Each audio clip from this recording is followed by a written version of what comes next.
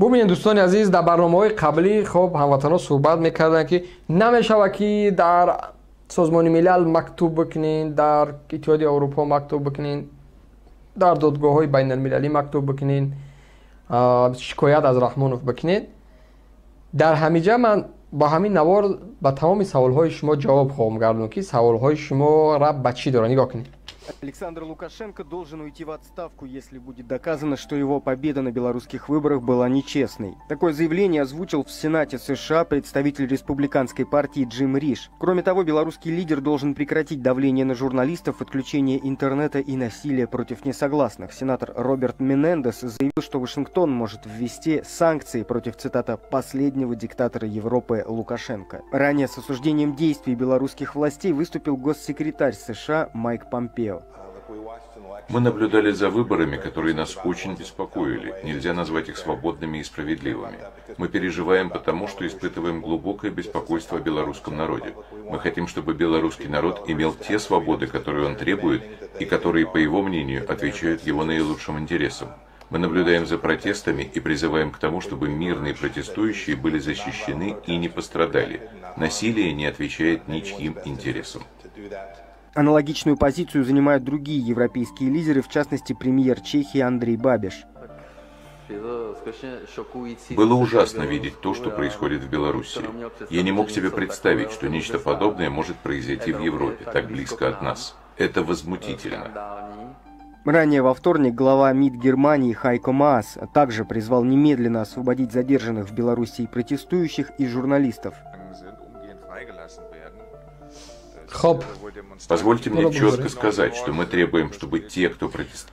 خب این نوار برای چی بود؟ ببینین همه ای سازمان ها، همه ای حامیای حقوق، کسانی که هستن آنها خوب میدونستن که خودی خب لوکاشنکو چی برنامه داشت، چگونه ساختار بود، چگونه حکمرانی میکرد، خوب میدونن و از جمله حکومت رحمانوف هم نیست خوب میدونن.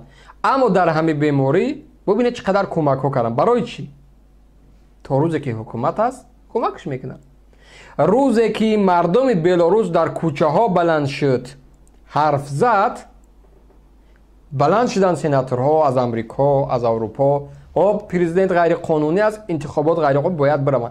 پس دیدن که این همه سازمان ها، این همه نهادها، این همه دادگاه ها چی را نگاه میکنن؟ وزن نگاه میکنن. وزن در کدام طرف بلنده است همون طرف در نظرشون میتیم. همین است دیگه. دنیا سیاست خودش همین است. هیچگاه نمیبیا راهبری سازمان ملل یا که راهبری کدام سنت آمریکایی یا که از کدام کشور دیگه از همین کیفتی رحمانوف بگیره و بگه بره بخیر. نمیکنه این کارا. غیر منطقی است اصلا. وزن نگاه میکنه، توازن نظر میکنه. در گجا چی کار باید کرد، کدام کار باید پیاده کرد، کی باید کرد. اونها گو نیستن در اونجا نشستگی. اینقدر دفترها دارن در تمام شهرها. چی کار میکنه او دفتر؟ نظر میکنه. همه یود اگنت هست، می آموزه، نگاه میکنه کی در کدام حالت باید حرف پرتیه. امروز در بلاروس ساعتی آمده است که باید سازمان از امریکا بلند شود و بگه که خب پرزیدنت غیر قانونی از انتخابات شفاف نبود، خب زن خانم کی بود گیزش باید تو برای بخیر. یعنی این حالت ده این سازمان ها فشار میارن. اگر روز رفت و مردم تاجیکستان در میدان بلند شد، اگر حکومت رحمانوف در اون شکی نیست که دستاشون در آغوش خون بود، در اون زمان تا کیف پر از خون میشود، احتمال زیاد مردم بکشن. شاید چون دیگر خودش میگه که بچه اومدن بچه میروم. در این حالت الکی از امریکا یک از بلند میشه، از روسیه بلند میشه، از کشورهای عربی بلند میشه، از اروپا بلند میشه، از سازمان ها بلند میشه که ای آگاه شو، ما هستیم در اینجا، تو خطی قرمز گذشته هستی. یا گوشم میکشن یا که برای مردم با زیادتر امکانیت ها میتین، یا که در بری مردم میشن پس یک کاری برای مردم میکن.